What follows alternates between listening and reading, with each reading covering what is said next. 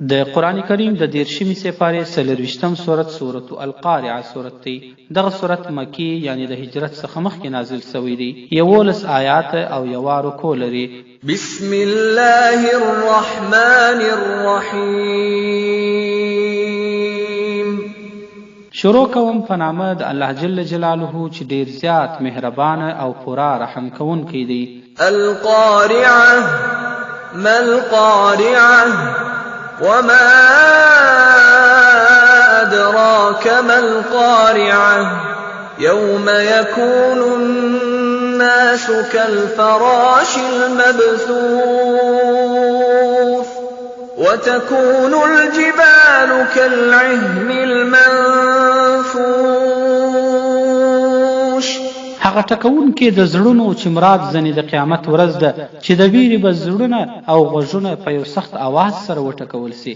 سدي هغه ټکون کې او څه شي خبر کړی ته یعنی تا ته څه معلومه ده چې څه شي دی هغه ټکون کې. هغه ورځ به وي انسان پشان د پتنګانو یعنی ملخانو پاشلی پاشلی به وي د انسانان او وبګرځي غرونه د هیبت څخه په دغه ورځ د قیامت پشان د هغه رنگینو شندل سوي وړي یعنی پاشلی پاشلی به وي. فأما من ثقلت موازينه فهو في عيشة راضية وأما من خفت موازينه فأمه هاوية وما أدراك ما هي نار حامية.